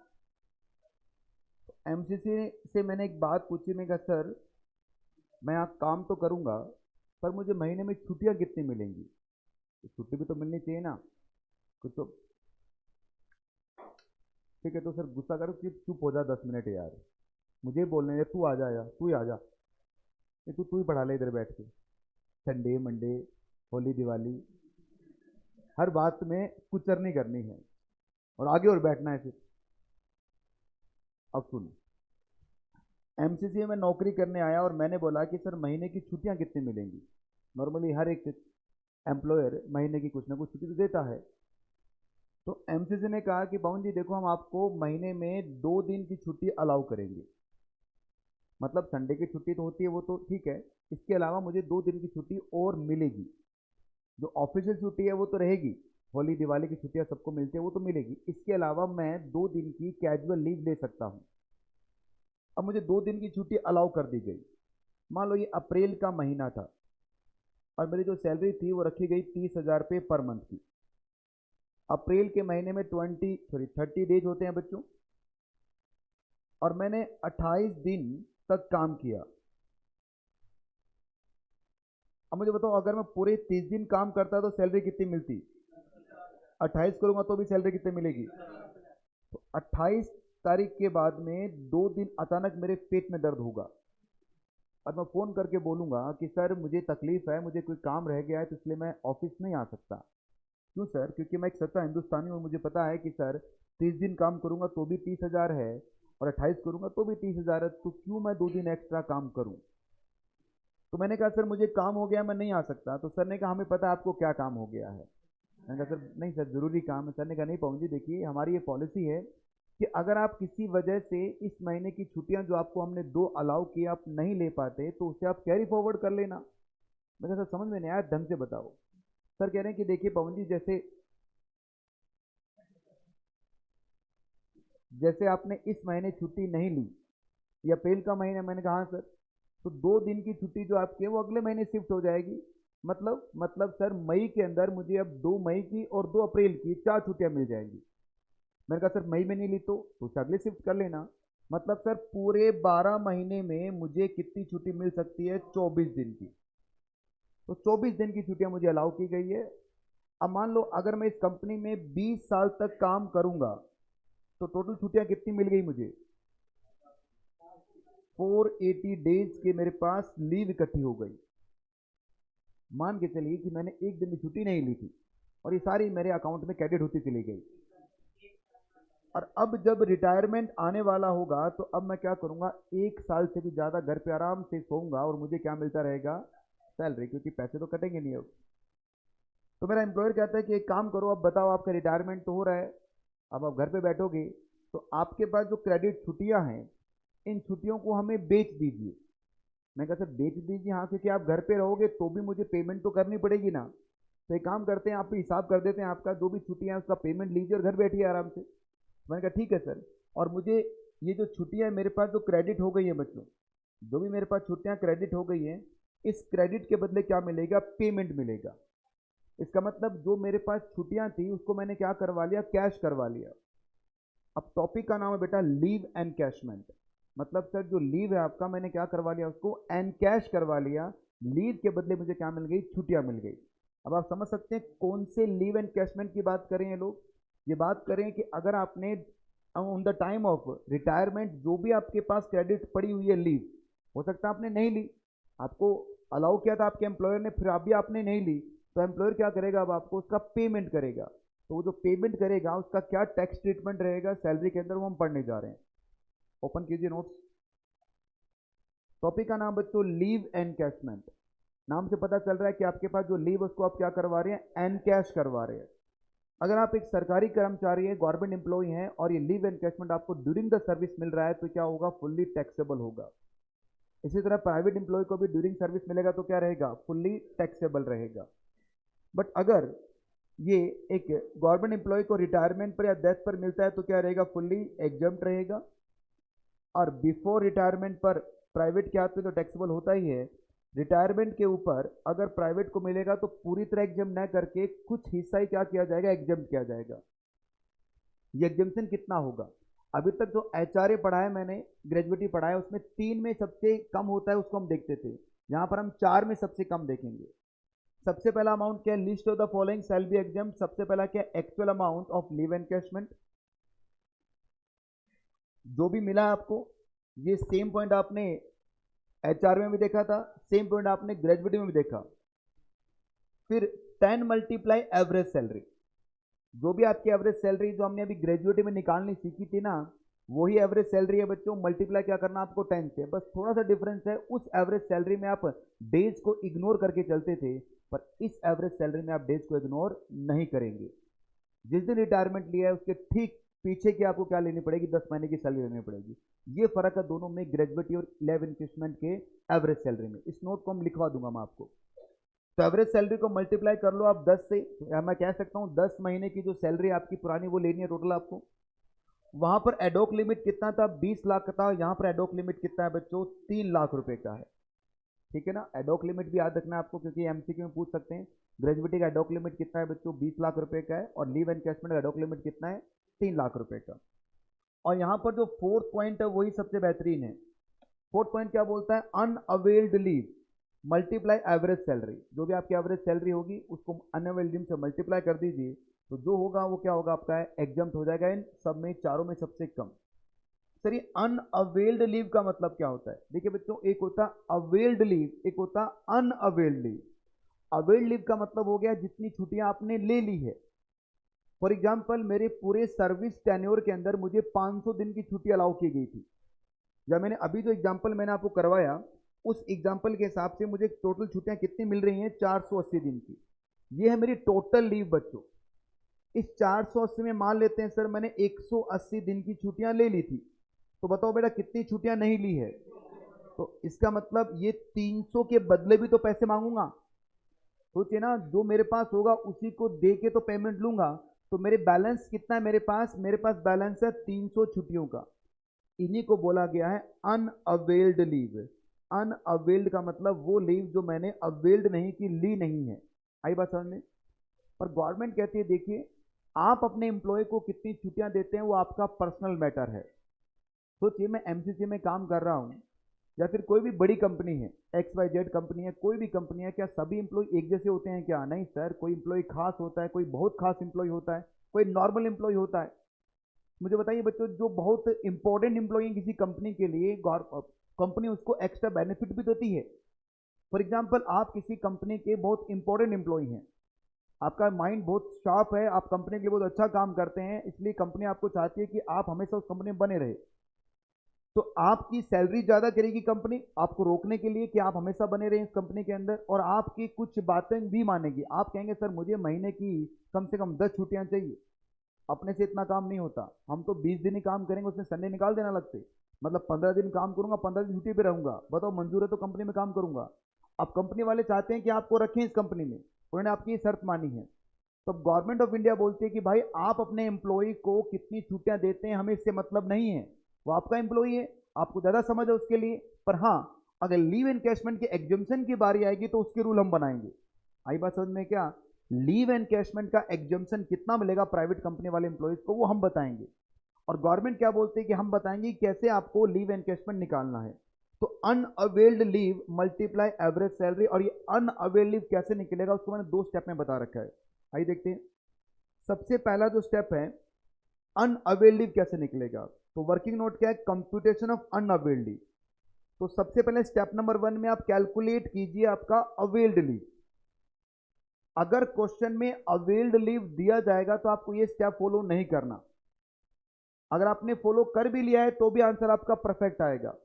देखिए, ये जो स्टेप है ये मैंने बना रखे हैं बच्चों, इन स्टेप के थ्रू चलोगे तो गलती नहीं करोगे आप, गलती के चांस 0 हो जाएंगे। पर मैं आपको इसका एक शॉर्टकट भी बताऊंगा जो 1 सेकंड में आंसर निकाल के दे देगा।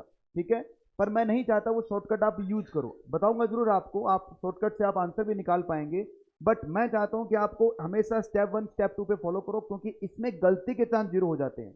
आपसे कितनी भी स्पीड से कैलकुलेशन करो, अगर आपने इस पे अमाउंट को लिखा है तो आप गलत नहीं होंगे। पर शॉर्टकट के अंदर, क्योंकि वो शॉर्टकट है, अगर आपने एक भी छोटा स्टेप भी गड़बड़ कर दिया या कुछ भी भूल गए आप तो आंसर गलत हो जाएगा आपका। फिर भी पहले हम पढ़ते हैं पूरा लंबा तरीका क्या है। स्टेप नंबर में क्या निकालना, आपको अवेल्ड लीव निकालना है कि आपने कितनी छुट्टियां ली है। तो अवेल्ड लीव कैसे निकलेगा बताओ बच्चों, कि सर टोटल लीव कितना आपका पूरे टेन्योर के अंदर, और आपको कितना छुट्टियां आपने नहीं ली है। फॉर एग्जाम्पल, अगर मैं इसी एग्जाम्पल में दिखाऊं आपको, बताओ टोटल लीव कितनी है मेरे इस एग्जाम्पल के अंदर, 480, और कितनी छुट्टियां ले ली मैंने। तो मुझे बताइए बच्चों, अनअवेल्ड कितना आ गया, अगर मैं इसी को उल्टा पढ़ूं, मैं ये कहता हूं कि सर मुझे टोटल छुट्टियां कितनी अलाउ की गई थी, इसमें से मैंने 300 छुट्टियां नहीं ली है, तो बताओ ली कितनी, मतलब टोटल लीव कितनी है मेरी 480 और अनअवेल्ड कितनी है 300। इनमें से ये माइनस किया तो क्या आ गया 180 अवेल्ड लीव, ये तो फॉर्मूला बन गया। अवेल्ड लीव का मतलब है कितनी छुट्टियां आपने ली है। अगर ये क्वेश्चन में दिया जाएगा तो आपको ये स्टेप 1 लगाने की जरूरत नहीं है, स्टेप 1 सिर्फ आपको अवेल्ड लीव निकालना सिखा रहा है। और जो क्वेश्चन का अनअवेल्ड है, जो क्वेश्चन का अनअवेल्ड है उसको स्टेप नंबर 1 में यूज करना है आपको। अगर क्वेश्चन में अनअवेल्ड दिया जाएगा तो उठा के सीधा अनअवेल्ड को यहां मत लिख देना मेरे भाई। आप कहें सर ये भी तो अनअवेल्ड ही है, अरे भाई ये अनअवेल्ड हम निकालना सीख रहे हैं। इसके लिए पहले क्या करोगे आप, अवेल्ड लीव निकालोगे, कितनी छुट्टियां हैं, gross leave multiply number of service year, कितनी छुट्टियां आपको एक साल में मिलती है, मल्टीप्लाई क्या करोगे नंबर ऑफ सर्विस ईयर, समझ में आया। और ये सर्विस ईयर क्या करना है, वो कंप्लीट ईयर लेने हैं। यहाँ पर भी फ्रैक्शन ऑफ मंथ को क्या करना है, इग्नोर करना है। इसमें से क्या का माइनस कर दोगे आप, अनअवेल्ड लीव जो कौन सा है क्वेश्चन में दे रखा है, ये क्या आ गया आपका अवेल्ड लीव। अब फिर आएगा स्टेप नंबर 2 जो क्या बताएगा, अनअवेल्ड लीव। आई बात समझ में। अब मुझे बताइए बच्चों, गवर्नमेंट कहती है कि सर जो भी छुट्टियां आपको दे रही है कंपनी आपको, उसमें 50 से ज्यादा, सॉरी वो छुट्टियां 30 से ज्यादा नहीं हो सकती एक साल के अंदर, या एक महीने से ऊपर नहीं हो सकती। फॉर एग्जाम्पल मेरी कंपनी मुझे कितनी छुट्टी देती है, 50 छुट्टियां देती है साल की, पर गवर्नमेंट क्या बोल रही है, सिर्फ 30 ही मिलेगी। तो इसका मतलब फॉर्मूला क्या निकल के आ रहा है कि sir gross leave number of service year जो मुझे मिली है टोटल, और 30 या 1 मंथ, ये क्या हो गया बच्चों आपको, इन दोनों में जो भी लोअर होगा उसको यहां लिख लो आप, क्योंकि गवर्नमेंट क्या बोलती है 30 से ऊपर नहीं होना चाहिए। मुझे मिल गया कितना 50 30, तो बताओ दोनों में लोअर कौन सा है 30, मुझे मिला 20, गवर्नमेंट के लिए 30, तो लोअर कौन सा है 20। आई बात समझ में। इसको यहां लिखोगे आप, और स्टेप नंबर 1 में जो अवेल्ड लीव आपने निकाल रखी है या क्वेश्चन में दे रखी है उसको यहां से माइनस कर लो, ये क्या आ गया आपका अनअवेल्ड आ गया। आई क्या बात समझ में। देखो मैं आपको समझाता हूं, एग्जाम्पल बना रहा हूं ताकि आपको पल्ले पड़े। मान लो नंबर ऑफ सर्विस ईयर है, नंबर ऑफ सर्विस ईयर है किसी कंपनी का 20 साल और 8 महीना, ठीक है। और 1 ईयर में, एक साल में आपको 45 डेज की लीव ग्रांटेड है, ठीक है। और आपने जो अनअवेल्ड लीव है, अनअवेल्ड किया है, वो किया है 200 डेज का। तो बताओ आपका सही अनअवेल्ड कितना होगा। आइए पहले स्टेप नंबर 1 में चलते हैं। पहले बताओ क्वेश्चन में मुझे अवेल्ड लीव दे रखी है क्या, नहीं, तो मुझे अवेल्ड लीव ढूंढना पड़ेगा। तो बताइए ग्रोस लीव कितनी है एक साल की, 45 दिन multiply number of service year 20 लूंगा बेटा, क्योंकि कंप्लीट ईयर लेने हैं। कितना हो गया 900। बताओ मैंने अनअवेल्ड कितना है मेरा 200 नहीं, इसको 400 करो एक बार, 400 कर दिया मैंने, तो ये कितना हो गया 400, तो 500 क्या है मेरा अवेल्ड लीव है, ठीक है यहां तक। अब आएगा स्टेप नंबर 2। स्टेप नंबर 2 क्या बोलता है, ग्रोस लीव कितना है, मतलब यही अमाउंट यहां फिर से लिखना है 900, और गवर्नमेंट कितना बोल रही है 30 डेज, तो 30 मल्टीप्लाई कितना करेंगे हम 20, तो कितना आ गया, इन दोनों में लोअर कौन सा, 600 में से क्या माइनस करोगे आप, स्टेप नंबर 1 का 500। तो अब सही अवेल्ड कितना है। अगर मैं क्वेश्चन की तरफ देखूं तो क्वेश्चन क्या कह रहा है, मैंने 400 दिन की छुट्टियां नहीं ली, उसके बदले पैसे ले रहा हूं मेरी कंपनी से, पर गवर्नमेंट 400 नहीं मान रही, कितना मान रही है 100 मान रही है। आई बात समझ में। स्टेप नंबर 1 में क्या आएगा बताओ बेटा जल्दी से, अवेल्ड लीव निकालनी है, ग्रोस लीव माइनस अनअवेल्ड जो क्वेश्चन में दे रखा है वो आ गया। फिर स्टेप नंबर 2 में क्या होगा, जो भी आपकी ग्रोस लीव है वो 30 डेज या 1 month which is lower minus availed leave.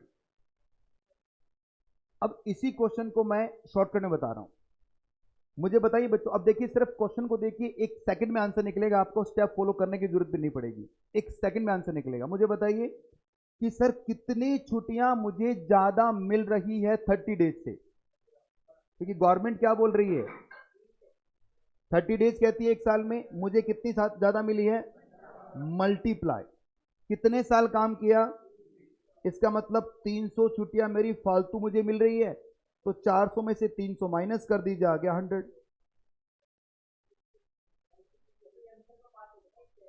हाँ जी, नहीं नहीं ऐसा कुछ भी नहीं है बेटा, ऐसा कुछ भी नहीं है।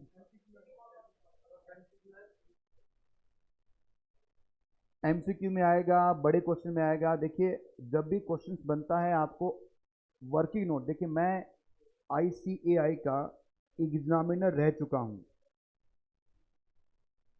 जो टीचर होता है इंस्टीट्यूट उसको एग्जामिनर नहीं बनाती, पर मैं पहले रह चुका हूँ। काफ़ी सालों तक मैंने ICAI की कॉपियाँ चेक की, सी स्टूडेंट की कॉपियाँ चेक की। बाद में किसी ने शिकायत कर दी कि टीचर है तो मेरे को ब्लैक लिस्ट कर दिया। अब मेरे पास कॉपियाँ नहीं आती। वो तो अलग बात है, हंसने वाली क्या बात है इसमें? कोई तो कॉपी चेक करता ही है तुम्हारी। कौन चेक करता है बताओ? क्या ये बीकॉम वाले करेंगे क्या कॉपी चेक? क्या बीकॉम वाले कॉपी चेक करेंगे सी स्टूडेंट की? वो बताएंगे कि CA है नहीं है। हम जैसे ही तो करेंगे बेटा कॉपी चेक। अब सुनिए बच्चों, होता क्या है, ICAI जो एग्जाम का पैटर्न जो बनाता है, सजेस्टेड आंसर जो दिखाता है, उसमें आपने कैसे स्टेप फॉलो किए हैं ये मैटर नहीं करता। आपने वर्किंग नोट को कैसे बनाया है, पहले इसको लिखा बाद में इसको लिखा, ये भी मैटर नहीं करता। आप वर्किंग नोट को किस लैंग्वेज में लिख रहे हैं ये मैटर नहीं करता। आपने सही कैलकुलेशन करके डेज निकाला है ये मैटर करता है। आई बात समझ में? कि सर ऐसा कोई स्पून फीडिंग नहीं है कि आपको वही स्टेप फॉलो करने, स्टेप नहीं है भाई, ये कैलकुलेशन है एक। आपको कैलकुलेशन सही आती है, हाँ सर आप इसको ग्रोस लीव लिखिए या इसको आप लिखिए लीव एंड टाइटल लिखिए, आपकी मर्जी है बेटा, कोई भी वर्ड यूज कीजिए आप इसको। Total leave granted by my employer ये लिख लीजिए आप। तो आप जैसा स्टेप फॉलो कर रहे हैं, आपका वर्किंग नोट का आंसर कितना आना चाहिए? अनअवेल्ड 100 आना चाहिए। ये है। आप चाहे शॉर्टकट लगाइए बच्चों, चाहे आप स्टेप में लगाइए। मैं स्टेप के लिए क्यों बोलता हूं? क्योंकि इस स्टेप में आप गलती नहीं कर सकते। स्टेप फॉलो करोगे आंसर हमेशा परफेक्टली सही आएगा। पर अगर आपने शॉर्टकट लगाया तो कहीं भी गड़बड़ कर दिया आपने तो गड़बड़ हो जाएगा काम। ठीक है, एक बार शॉर्टकट फिर बताता हूँ। बिल्कुल डिमांड आ गई शॉर्टकट की। मुझे बताओ बेटा, ये लॉन्ग कट तो पता चल गया आपको? लॉन्ग कट एक बार फिर याद करवाता हूँ आपको मैं। मुझे बताओ क्या था, सबसे पहले क्या करना, आपकी टोटल लीव लिख देनी, कितना मिला है पूरे साल, जितने साल आपने काम किया। कितने साल काम किया कंपनी के अंदर? 20 साल काम किया है बच्चों आपने। तो 20 साल काम किया है और 45 दिन की छुट्टियां एक साल में आपको अलाउ करते थे, तो 900 छुट्टियां आपको मिली थी टोटल। इनमें से आपने 400 छुट्टियां नहीं ली, तभी तो अनअवेल्ड है। तो इसका मतलब कितनी ले लिया आपने? 500 ले ली। ये स्टेप नंबर 1 में आ गया। अगर क्वेश्चन में स्टेप नंबर 1 दिया होता, यहां पर दिया होता क्या? Availed leave. अवेल्ड लीव दिया होता 500 का, तो आपको स्टेप नंबर 1 फॉलो करने की जरूरत नहीं, क्योंकि अवेल्ड लीव निकालता है स्टेप नंबर 1 और अवेल्ड आपको दे रखा है। फिर स्टेप नंबर 2 क्या बोलेगा? जो छुट्टियां आपको मिली हुई है और 30 डेज, गवर्नमेंट क्या बोलती है, 30 से ऊपर नहीं होना चाहिए, multiply number of service year, इन दोनों में जो भी लोअर होगा उसको नीचे रख लो, और उसमें से ये वाले जो आपने अनअवेल्ड, सॉरी अवेल्ड निकाला वो माइनस कर दो, तो ये 100 क्या आ जाएगा आपका? अनअवेल्ड। ये है आपका पूरे स्टेप। पर शॉर्टकट क्या है इसका? नॉर्मल बताओ बेटा, कितना ज्यादा मिला है आपको? 30 से कितना ऊपर मिल गया? 15 days. Number of service year कितने आपके? 20। इसका मतलब 300 छुट्टियां आपको बेमतलब की मिली है, जो अकॉर्डिंग टू लॉ नहीं है। तो अनअवेल्ड कितना है आपका टोटल? तो 400 में से 300 नहीं मिलेगा, अनअवेल्ड सही नहीं है, तो कितना सही है फिर? 100 है। बोलिए ना। हमारे पास समय लगभग हो गया है, पर 1 मिनट, क्योंकि कंसेप्ट बीच में रह जाएगा अदरवाइज। मैं आपसे पूछता हूं बच्चों, अगर इसी क्वेश्चन के अंदर यहां पर मैं 55 डेज कर दूं और यहां पर मैं अनअवेल्ड काट कर अवेल्ड लिख दूं 500, तो बताओ बेटा कितना अनअवेल्ड है?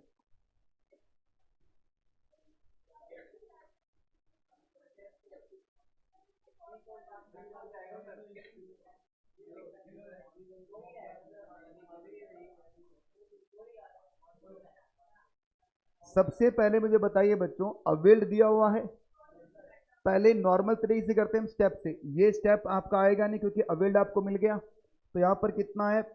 55 मल्टीप्लाई कितना होगा? 20 कितना हो गया? 1100 हो गया। और गवर्नमेंट का कितना है? 30 मल्टीप्लाई 20 कितना हो गया?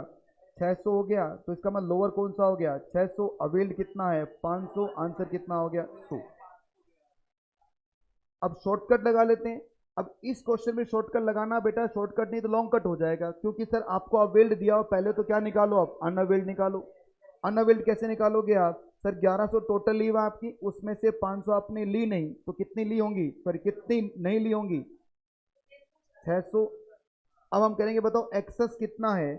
30 माइनस मल्टीप्लाई सॉरी 55 माइनस 30 कितना हो गया 25 मल्टीप्लाई कितने हैं तो 500 तो 100 क्या आ गया आपका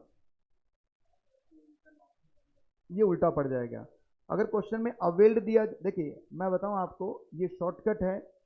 कुछ बच्चे क्या है शॉर्टकट किसी कोई यूट्यूब पर इधर उधर देख लेते हैं फिर वो शॉर्टकट बता रहे भाई हमें भी आते हैं पर मैं नहीं चाहता मेरे भाई ये फॉलो कर इसमें गलती नहीं करेगा। ये सीधा तरीका है।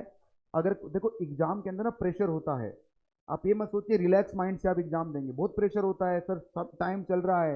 वो सबसे बड़ा प्रेशर क्या है इधर उधर वाले बड़े तरीके से लिख रहे हैं कट कट कैलकुलेशन चला रहे हैं ऊपर से वो दिमाग खराब सर उसको क्वेश्चन आ रहे हैं और ऊपर से वो extra seat sir extra seat वैसे दिमाग खराब तो वहाँ प्रेशर है टाइम का भी है तो उस केस में क्या हम गलती कर देते हैं तो उस प्रेशर को भी हैंडल करना है इसलिए आप लॉन्ग तरीका लगाओ बेटा।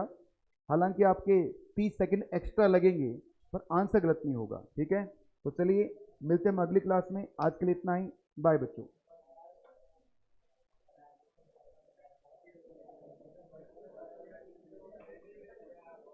जो भी आपका हेमंत जो भी आपका डाउट हम अगली क्लास में लेंगे बेटा मंडे को। बाय बच्चों।